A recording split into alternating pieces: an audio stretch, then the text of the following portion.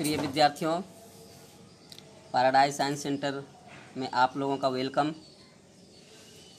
आज हम आपके बीच कुछ फिजिक्स के महत्वपूर्ण प्रश्न जो परीक्षा में पूछे जाते हैं उसे आपको लेकर के लाए हैं।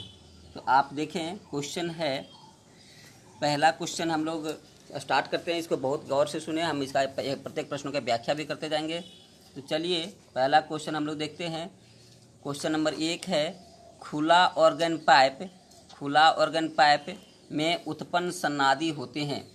खुला ऑर्गन पाइप में उत्पन्न सन्नादी होते हैं केवल विषम ओनली ओड, केवल सम ओनली इवेन, सम और विषम दोनों, ओड एंड इवेन बोथ, कोई नहीं नन। मतलब आपको ऑर्गन पाइप पता है। ऑर्गन पाइप क्या है? जिसको भी हम लोग जिससे मुंह से फूंक के देखते हैं उसको हम लोग ऑर्गन पाइप कहते हैं। तो ध्यान रखिएगा कि ऑर्गन पाइप जो होता है, ये कोई भी ऑर्गन पाइप, जैसे मतलब ये बांसुरी है तो इसको फूंकिए, इसको ऑर्गन पाइप कहेंगे। अब इसमें क्या होता है, सन्नादी किसको कहते हैं ये समझना है। तो आंसर आपको देने के पहले हम आप अपना आंसर सोच लीजिए, तब तक मैं इसको व्याख्या कर देता हूँ। आप इसका बाद आंसर देखिएगा क्या होगा। तो इसका देखिए, सम और विषम, यहाँ पर देखिए खुला ऑर्गन पाइप में उत्पन्न सन्नादी के विषय में बात पूछा जा रहा है। आपको सन्नादी के विषय में बात करना है। सन्नादी क्या है? तो सन्नादी जो होता है, जैसे अगर आप साउंड किसी में फूंकते हैं तो उसका जो आवृत्ति होती है, उसके अंदर की ध्वनि की जो आवृत्ति होती है उसको कहते हैं मूल आवृत्ति। अगर धीरे से फूंकते हैं तो आप मूल आवृत्ति होता है, जितना मैं आपको सुनाई दे उसको कहते हैं मूल आवृत्ति। तो मूल आवृत्ति होती है। मूल आवृत्ति जो होती है, इससे अधिक अगर जोर से फूंकते हो तो इससे अधिक आवृत्ति बनेगा, तो उसको कहते हैं अधिस्वर, या इसको तो ओवर ट्यून। तो अधिस्वर होता है एक अधिस्वर, माने अधिक आवृत्ति वाले को कहते हैं अधिस्वर, ठीक है।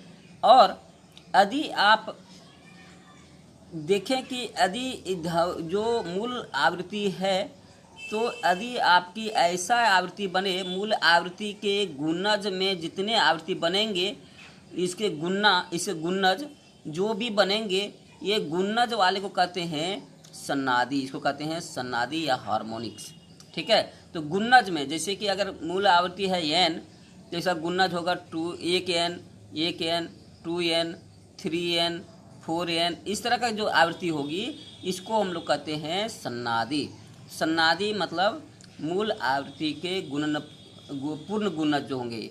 गुणज मतलब पूर्ण गुणज, यहाँ पर दशमलव वाला नहीं लेना है, हाफ वाला नहीं लेना है, पॉइंट वाला नहीं लेना है। जब भी लेंगे तो फुल 1, चाहे 2, चाहे 3, चाहे 4, इसको कहते हैं हार्मोनिक्स, या इसको कहते हैं सन्नादी। तो आपको सन्नादी पूछा गया। सन्नादी को ध्यान रखेंगे कि ऑर्गन पाइप 2 प्रकार का होता है। एक होता है खुला, जिसमें दोनों सिरा खुला होता है, और एक होता है बंद, जिसमें एक भाग बंद होता है और दूसरा भाग खुला रहता है, तो इसको कहते हैं बंद।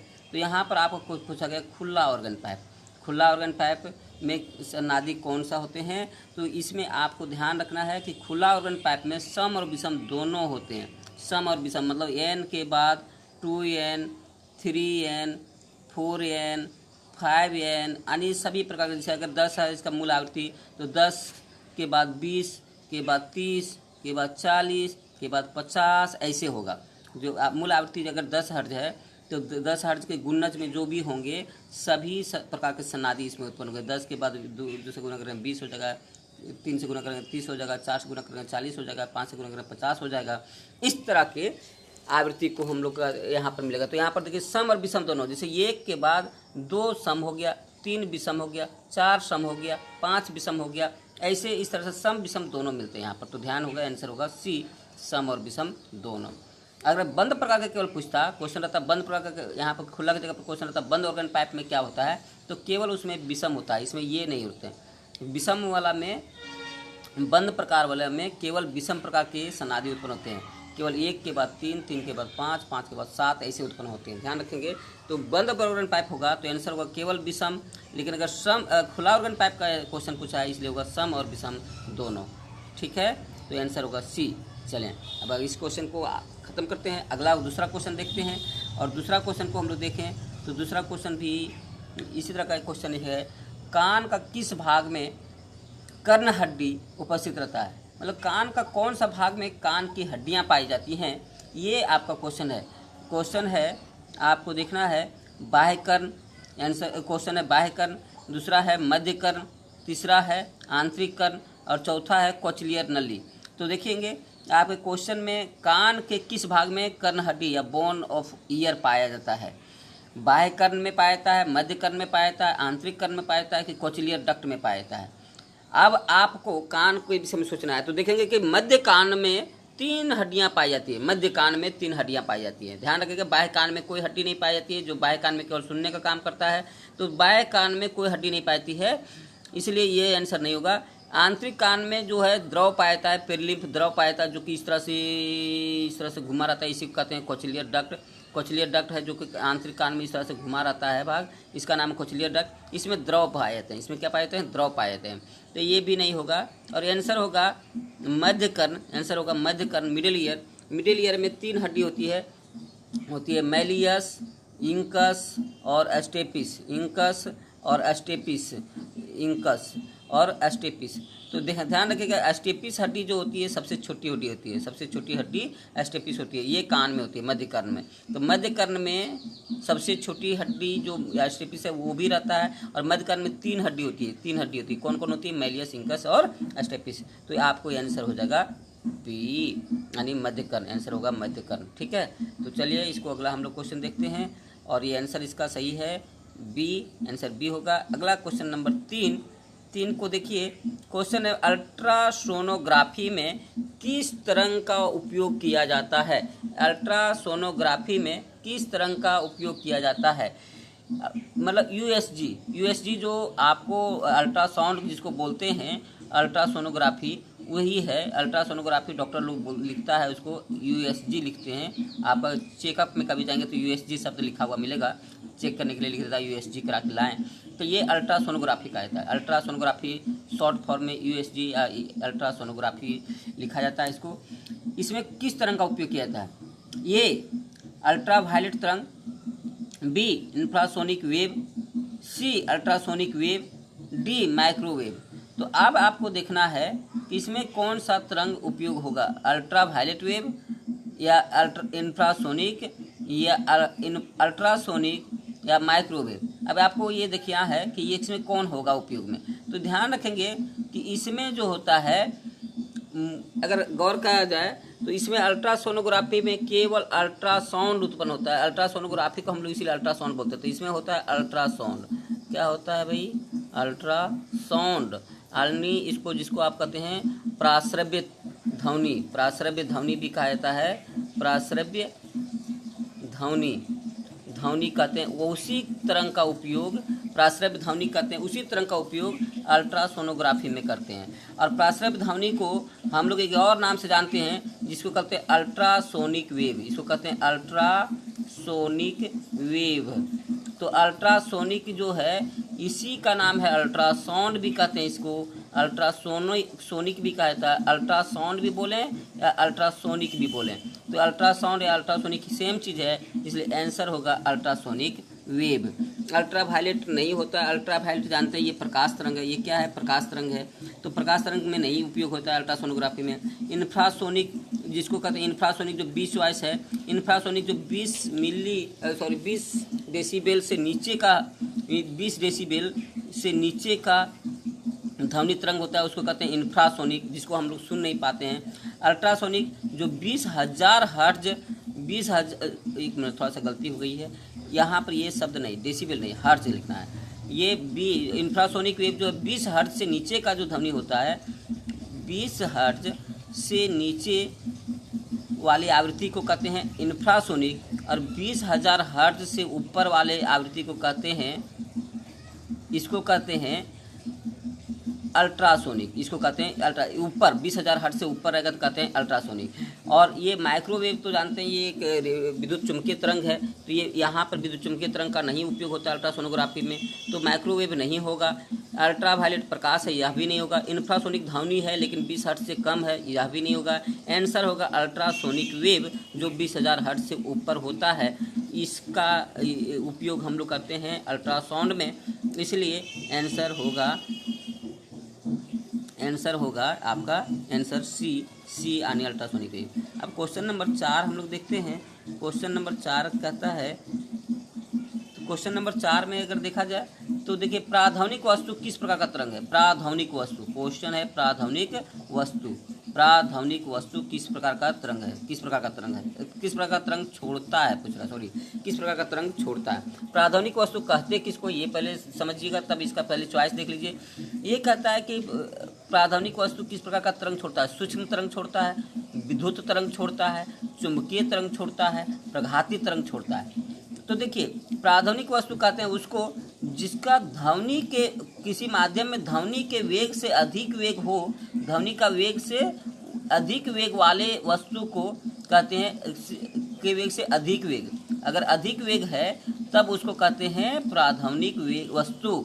किसी का वेग अगर ध्वनि का वेग से अधिक हो जाए तो उसको कहते हैं प्राधानिक वस्तु। तो प्राधानिक वस्तु जबकि हवा में अगर कोई चीज, हवा में मान लीजिए 332 मीटर पर सेकेंड है और इससे भी कोई वस्तु अगर 332 मीटर पर सेकेंड से अधिक तेज हवा में चलता है तब उसको कहा जाएगा प्राधानिक वस्तु।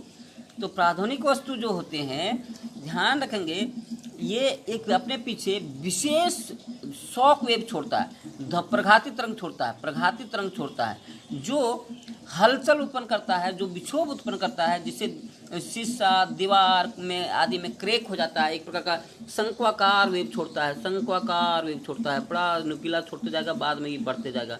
ये शंक्वाकार वेव छोड़ता है, इस तरह का हलचल छोड़ता है, इस तरह का तरंग को कहते हैं हम लोग, इसको कहते हैं प्रघाती तरंग। तो ध्यान देना है कि हम लोग प्रघाती तरंग मतलब वैसे तरंग जो कि प्राधानिक वस्तु के पीछे से निकलता है शंकु आकार के में, उसी को कहा जाता है प्रघाती तरंग। तो आंसर होगा 4 नंबर में डी। अब हम लोग क्वेश्चन नंबर 5 देखते हैं। तो क्वेश्चन नंबर 5 कहता है, देखिए स्टेशन की ओर आने वाली ट्रेन की सीटी प्लेटफॉर्म पर खड़े यात्री को इसकी मूल आवृत्ति से किस प्रकार भिन्न सुनाई देता है। अगर स्टेशन की ओर अगर कोई ट्रेन आ रहा है और यदि आप प्लेटफॉर्म पर खड़े हैं तो आपको जो इसकी सीटी है वो किस प्रकार की सुनाई देगी, ये क्वेश्चन है। तो ये आंसर यहाँ पर ध्यान देना है आपको, ये है मूल आवृत्ति से अधिक, ये है मूल आवृत्ति से अधिक, और दूसरा है बी है मूल आवृत्ति से कम, दूसरा है बी मूल आवृत्ति से कम, लोअर देन ओरिजिनल फ्रीक्वेंसी, और तीसरा है सी चॉइस है मूल आवृत्ति के समान आवृत्ति, तो मूल आवृत्ति के समान आवृत्ति यानी मैंने मूल आवृत्ति जितना है, जितना का सीटी आवृत्ति रहेगा ओरिजिनल वही सुनाई देगा। और चौथा है उपरोक्त में से कोई नहीं, डी है कोई नहीं।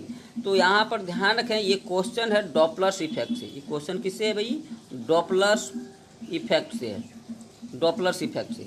तो डॉपलर्स इफेक्ट में आप ये पढ़ते होंगे या जानते होंगे कि डॉपलर्स का साहब कहते हैं कि जब भी कोई वस्तु श्रोता के निकट आ रहा है, श्रोता के निकट आएगा, निकट आने पर क्या होता है, आवृत्ति बढ़ जाती है, आवृत्ति अधिक हो जाएगी, और अगर आवृत्ति बढ़ जाएगी, बढ़ेगी, और अगर दूर जाएगा तो आवृत्ति घटेगी, अगर दूर जाएगा तो घटेगी।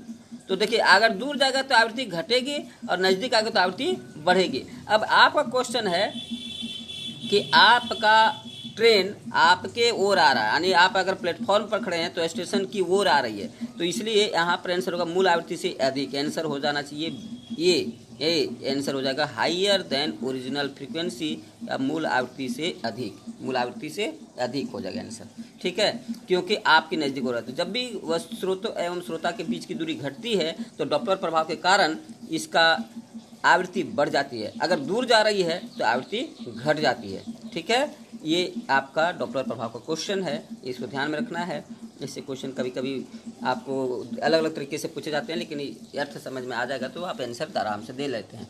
चलिए क्वेश्चन नंबर 6 पर आते हैं। क्वेश्चन नंबर 6 का है, क्वेश्चन देखें तो क्वेश्चन नंबर 6 कह रहा है कि ध्वनि का व्यतिकरण इंटरफेरेंस होती है जब किसी बिंदु पर दो ध्वनि तरंगें मिलती हैं। तो ध्यान रखेंगे ये व्यतिकरण शब्द जो है ये व्यतिकरण, ध्वनि का व्यतिकरण होती है जब किसी बिंदु पर दो ध्वनि तरंग कई ध्वनि तरंग, दो ध्वनि तरंग मिलती हैं। अब किस तरह से मिलती है, चॉइस देखिए। कब होगा, जब समान आवृत्ति के दो ध्वनि तरंग होने चाहिए। यहाँ पर दो ध्वनि तरंग क्या होना चाहिए, तो देखिए यहाँ पर पहला चॉइस है समान आवृत्ति के होने चाहिए, बी है आवृत्ति अथवा आयाम पर निर्भर नहीं करता है, सी है असमान आवृत्ति के होना चाहिए, और डी है समान असमान दोनों प्रकार की आवृत्ति का वाली ध्वनि में होता है। दोनों प्रकार का, चाहे समान हो चाहे असमान हो, उससे कोई मतलब नहीं है। तो इसको ध्यान रखेंगे। ये इंटरफेरेंस से क्वेश्चन है, व्यतिकरण से क्वेश्चन है, और व्यतिकरण का क्वेश्चन में आपको ये जानना है कि इसमें जब भी व्यतिकरण होता है, इंटरफेरेंस होता है, इंटरफेरेंस मतलब क्या है कि डिस्टर्बेंस। अगर कोई ध्वनि इधर से आ रही है, कोई ध्वनि इधर से आ रही है, किसी बिंदु से ये मिल गई यहाँ पर, तो यहाँ पर अगर मिला फिर ये ध्वनि बाद में आगे कहीं चला जाएगा, ये ध्वनि आगे कहीं चला जाएगा, उससे मतलब नहीं है। लेकिन ये अगर इधर से आ रहा था, ये इधर से आ रहा है और यहाँ पर मिला, तो यहाँ पर जहाँ पर जिस बिंदु पर मिलती है वहाँ पर इसकी ऊर्जा में फिर से बंटवारा हो जाता है। ये इसी को कहते हैं व्यतिकरण। तो ध्यान रखना है कि इस बिंदु पर हम लोग कहेंगे व्यतिकरण, इस बिंदु पर जो ध्वनि मिलती है, तो इसलिए तभी व्यतिकरण होता है कि जब दोनों आवृत्ति समान हो। जैसे अगर ये 50 हर्ट्ज का है तो ये भी 50 हर्ट्ज का ही होना चाहिए, ये कंडीशन है। 50 हर्ट्ज दोनों अगर समान आवृत्ति होती है तभी व्यतिकरण होता है। व्यतिकरण में क्या होगा, आयाम बिल्कुल चाहे तो घट जाएगा या चाहे तो बढ़ जाएगा। तो आयाम चाहे तो माइनस हो जाता है या नहीं तो जुड़ जाता है। तो आयाम का जुड़ना या घटना कहलाता है व्यतिकरण। और व्यतिकरण की स्थिति में ध्वनि चाहे तो तेज सुनाई देती है अथवा ध्वनि बिल्कुल नहीं सुनाई देती है। इस स्थिति को कहते हैं ध्वनि का व्यतिकरण। और ध्वनि का व्यतिकरण के लिए आवृत्ति समान होना चाहिए। समान आवृत्ति समान आयाम के ध्वनि जब किसी बिंदु पर समान फेज अथवा विपरीत फेज से मिलते हैं तो उसको कहते हैं व्यतिकरण। तो अभी आप आंसर में आंसर क्लियर है, समान आवृत्ति के होना चाहिए कि आवृत्ति अथवा आयाम पर निर्भर। तो आंसर होगा ये, यानी आवृत्ति समान होना चाहिए तभी व्यतिकरण होगा। ठीक है, चलिए अगला क्वेश्चन हम लोग बढ़ते हैं, और ये क्वेश्चन है क्वेश्चन नंबर 7। क्वेश्चन नंबर 7 आपका है, यदि बाह्य तरंग बल की आवृत्ति आरोपित वस्तु के स्वाभाविक आवृत्ति के बराबर हो तो इस स्थिति में, अब ये क्वेश्चन थोड़ा अलग टाइप का है भाई, थोड़ा सा देख लीजिए। ये कहता है यदि बाह्य तरंग बल, क्या है, बाह्य तरंग बल की आवृत्ति, बाह्य तरंग बल की आवृत्ति आरोपित वस्तु के स्वाभाविक आवृत्ति के बराबर हो तो इस स्थिति में दो है, एक बाहरी बल है, बाहरी तरंग बल है, और एक वस्तु, कोई वस्तु है जिसकी स्वाभाविक आवृत्ति से कंपन कर रहा है, उस पर अगर है बाह्य तरंग बल उस पर आरोपित हो रहा है, बाह्य तरंग बल आरोपित हो रहा है किसी वस्तु पर, तो उसके स्वाभाविक आवृत्ति के अगर दोनों का बराबर है, जैसे कोई वस्तु अगर 50 हर्ट्ज से कंपन कर रहा है और दूसरा कोई तरंग आया वो भी 50 हर्ट्ज से इस पर टकराया, ठीक है, ये 50 हर्ट्ज से है और ये भी 50 हर्ट्ज से टकराया, तो क्या होगा ये बता रहा है, पूछ रहा है।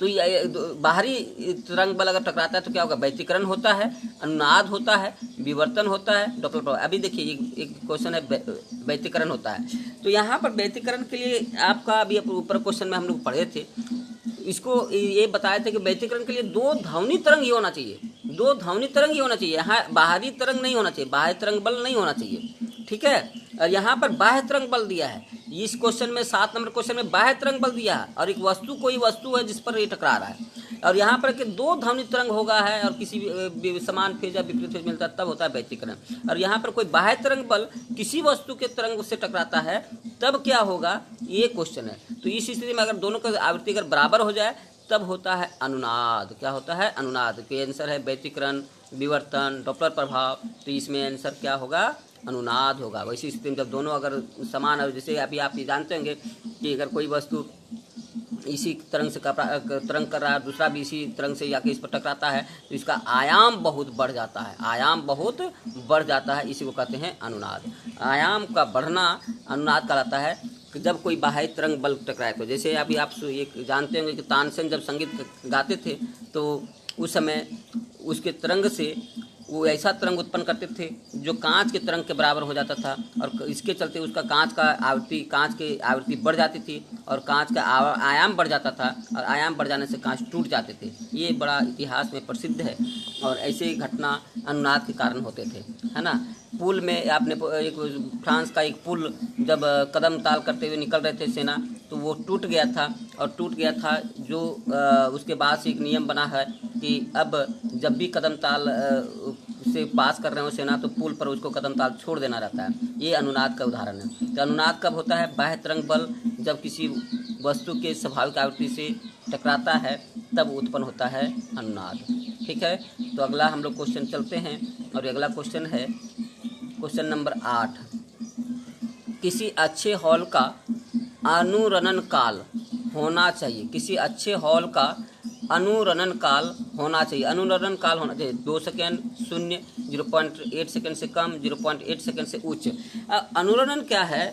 अनुरणन क्या है? किसी हॉल में जितना देर तक कोई ध्वनि मूल ध्वनि को बंद करने के बाद सुनाई देते रहता है, उसी को अनुरणन कहते हैं। कोई हॉल में कोई हॉल होता है, और किसी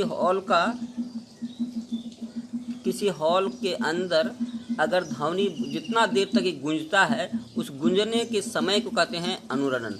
तो ध्यान रखिएगा कि अनुरणन काल मतलब रिवर्बरेशन टाइम, यानी गुंजन काल, कितना देर गूंजता है किसी ध्वनि का जो गूंजने का जो समय है, उसी कहते हैं अनुरणन।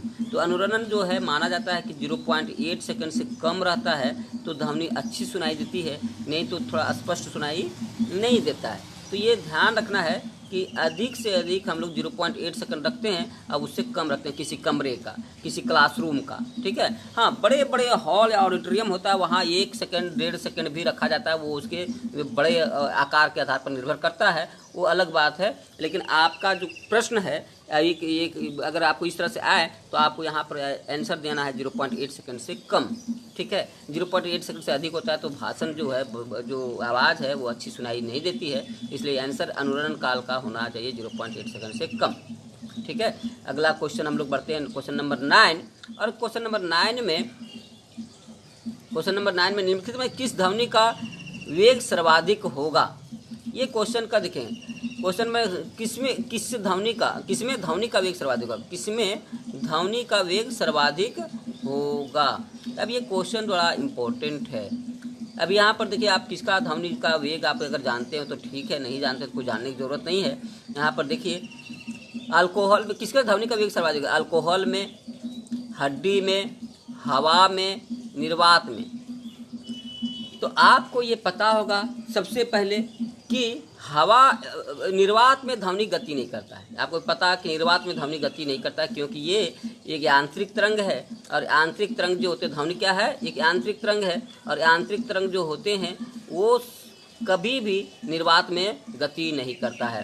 विद्युत चुम्बकीय तरंग निर्वात में गति करते हैं, लेकिन यांत्रिक तरंग गति नहीं करते हैं। इसलिए ध्वनि जो है एक यांत्रिक तरंग, इसलिए निर्वात में गति नहीं करती, इसलिए ध्वनि में इसका वेग होता है 0, इसलिए ये आंसर डी नहीं होगा। ठीक है, अब अगर बात करते हैं हवा में और हड्डी में और अल्कोहल में किसमें आंसर होना चाहिए, तो अभी आपको एक इसका इस तरह का सिंपल आपको ध्यान में रखना है कि ठोस में सबसे ज़्यादा ध्वनि का वेग होता है, तेज होता है। ठोस के बाद द्रव में होता है, द्रव के बाद गैस में होता है, और निर्वात में उसके बाद नील होता है। तो हम तो बता ही दिए। तो सबसे अधिक वेग किसमें होता है? ठोस में। उसके बाद किसमें होता है? द्रव में। उसके बाद किसमें होता है? गैस में। उसके बाद किसमें होता है? निर्वात में। निर्वात मतलब 0 होता है। तो अभी आपको इसमें केवल आपको याद नहीं रखना है, आपको देखिए यहाँ पर ठोस कौन है, तो अल्कोहल द्रव है, हड्डी ठोस है, और हवा क्या है? गैस है। इसलिए आंसर होगा बी, ठोस। ठोस में हमेशा याद रखना है, ठोस में सबसे अधिक, द्रव में कम, गैस में सबसे कम, और उसके बाद निर्वात में तो 0 होता है। तो ये आंसर होगा डी। ऐसे अगर आपको हम बता दें, अल्कोहल में करीब ये होता है 1200 मीटर पर सेकंड, 1207 मीटर पर सेकंड होता है। हड्डी में करीब 4000 मीटर पर सेकंड होता है, हड्डी में करीब 4000 मीटर पर। हवा में 332 मीटर पर सेकंड होता है, 332 मीटर पर सेकंड होता है हवा में 332। और निर्वात में तो जानते हैं, निर्वात में कितना होता है? 0 मीटर पर सेकंड होता है, 0 होता है। ठीक है, तो इसीलिए आंसर आपको याद रखना है कि जो ठोस इस तरह का क्वेश्चन रहे तो आपको ठोस देखना है, ठोस को आपको लगा देना है। ठीक है, अब अगला प्रश्न हम लोग देखते हैं क्वेश्चन नंबर 10। और ये क्वेश्चन नंबर 10 कहता है कि ध्वनि का किस लक्षण के कारण व्यक्तियों के समूह में भी मित्र की आवाज़ को पहचान लेते हैं। अब देखिए, ध्वनि के किस लक्षण, ध्वनि के बहुत सारे लक्षण हैं, जिसमें हम लोग देखते हैं प्रबलता, तीव्रता, ये तारत्व, गुणता, इस तरह का लक्षण है। तो उसमें से आपका क्वेश्चन है कि ध्वनि के किस लक्षण के कारण व्यक्तियों के समूह में मित्र की आवाज़ को पहचान लेते हैं। आप ऐसा होता है कि बिना देखे कभी कभी मित्र आवाज़ कुछ बोला पीछे से तो आप पहचान लेते हैं वही है। इसका कारण क्या है? तो इसका कारण क्या तारत्व है, ये बी प्रबलता है, सी डेसिबल है, डी गुणता है। तो देखिए तारत्व जो होता है, तारत्व क्या होता है? तारत्व जो होता है किसी आवाज़ को पतला, सुरीला या भद्दा, जो सुरीला सुनते हैं, तारत्व का काम है आवृत्ति पर निर्भर करता है, सुरीला सुनाई देता है या भद्दा सुनाई देता है, ये मोटा सुनाई देता है, ये निर्भर करता है तारत्व पर, ठीक है। और प्रबलता जो है वो धीमी या तेज सुनाई देता है। तो ये किस पर निर्भर करता है? पिच जो है आवृत्ति पर निर्भर करता है। किस पर निर्भर करता है? आवृत्ति पर। अगर आवृत्ति कम है तो मोटा आवाज़ सुनाई देगा, आवृत्ति ज़्यादा है तो सुरीला आवाज़ सुनाई देता है। सही है।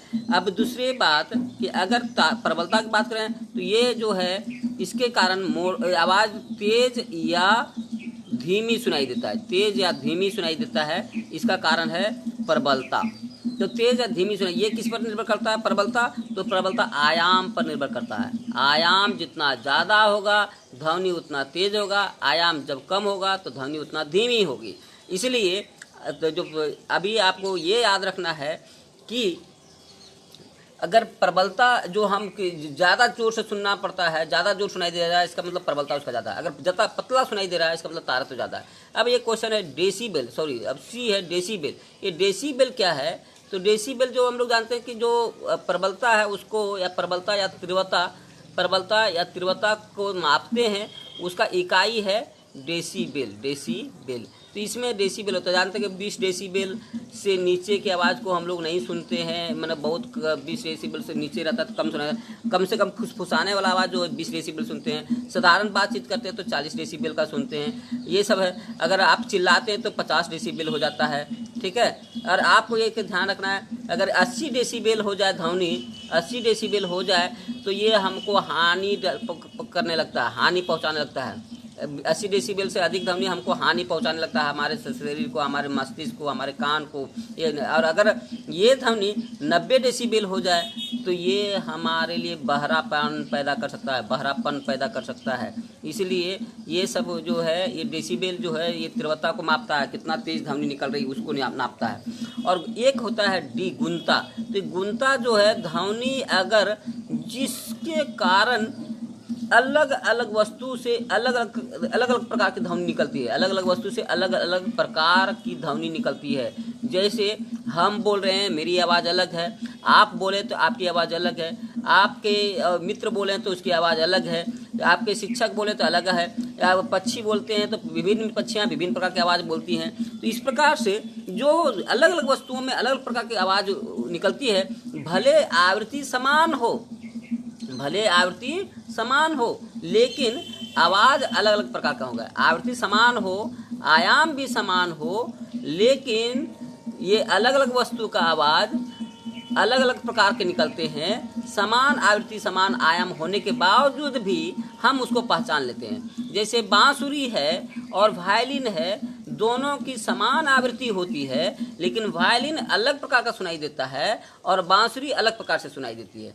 इसी प्रकार से आपके दो मित्र हैं, एक जैसा भी अगर किसी संगीत को एक साथ भी गा रहे हैं तो एक आवाज़ में गा रहे हैं, एक स्पीड में गा रहे हैं, एक वॉल्यूम से गा रहे हैं, एक आयाम से गा रहे हैं, फिर भी दोनों की आवाज़ आपको अलग अलग पता चलेगी। और वो पहचानते हैं उसी गुण को, जो अलग अलग प्रकार होता है उसी गुण को कहते हैं हम लोग गुणता। यानी ध्वनि की गुणता जो है वो हर वस्तु की ध्वनि को अलग बना देता है। इसलिए ऐसा ध्वनि की विशेषता जो अलग अलग वस्तु से अलग अलग प्रकार की ध्वनि निकलता है, जिसको हम लोग पहचान लेते हैं सुन करके, इसको कहते हैं गुणता। तो मित्र जो हमारे भीड़ में भी हैं और उसकी आवाज़ को हम सुनते हैं, तो इसी गुणता के कारण हम मित्र की आवाज़ को पहचान लेते हैं। सही है।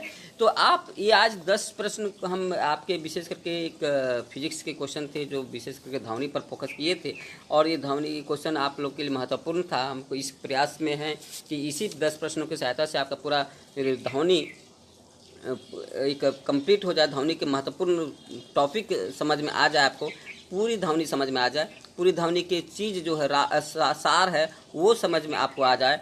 इस तरह से हम प्रश्नों को सेलेक्ट करते हैं और इस तरह से उसको हम व्याख्या करने की कोशिश करते हैं, ताकि इस बीच में जो भी बातें हम करें वो सारी बातें आपके संपूर्ण महत्वपूर्ण क्वेश्चन, संपूर्ण चैप्टर और संपूर्ण टॉपिक को कवर कर ले। तो हमें लगता है कि मैं शायद अपने इस प्रयास में सफल हो रहा हूँ। आप लोगों का रेलवे का एग्ज़ाम है, एसएससी का एग्ज़ाम है, बहुत सारे ऑब्जेक्टिव कंपटीशन के एग्ज़ाम जो हैं डेली चल ही रहे हैं। अभी एग्ज़ाम का एक प्रकार का एक समय आ गया है, पीरियड आ गया है, जिसमें आप लोगों को आर्मी, बीएसएफ, ये सब तरह का एग्ज़ाम होते हैं, बीएड वगैरह के एग्ज़ाम होते हैं, जिसमें सभी में साइंस के प्रश्न बहुत ज़्यादा महत्वपूर्ण रखते हैं। तो आप लोग इसको रिवाइज करते रहें, देखते रहें। मैं आप लोगों के विशेष टारगेट करके ही इस तरह के प्रश्नों को तैयार करता हूँ एग्ज़ाम के पॉइंट ऑफ व्यू से, और जो महत्वपूर्ण पूछे जाते हैं। तो ये आप ध्यान रखेंगे कि अगर एग्ज़ाम पॉइंट ऑफ व्यू से अगर आप देखें तो इन तरह के प्रश्नों को आपको कंठस्थ होना चाहिए, ध्यान रहना चाहिए। इसलिए चलिए, मुझे लगता है कि आप अगर इसको देख रहे होंगे तो आपको ज़रूर लाभ पहुंचेगा। अगर इसको आप पूरा देख रहे हैं तो बिल्कुल आपको फ़ायदा हुआ होगा। और इस पूरा देखें तो अगर ये आप पूरा देख रहे हैं तो आप इस तरह का अगर प्रश्न पसंद करते हैं, आपको अच्छा लगता है, ऐसा चाहिए, अगर इस तरह का चाहिए हम ऐसा अगर बनाने में के लिए मुझे प्रेरित करना चाहते हैं, तो आप अपना कमेंट करें कि हाँ भाई, मुझे ऐसे प्रश्न की ज़रूरत है, इससे कुछ लाभ पहुँच रही है। अगर फिर कोई दिक्कत हो तो उसका भी कमेंट करें, लाइक करें। इसका जो भी इस तरह के जो भी बात कहना हो कमेंट में कहें। और अगर आप इस तरह के इस रेगुलर प्रश्न आते तो मेरे चैनल को भी सब्सक्राइब करके रखें, ताकि हम आपको इस तरह के वीडियो आप तक पहुंचाते रहें। बहुत बहुत धन्यवाद आपको। नमस्कार, थैंक यू।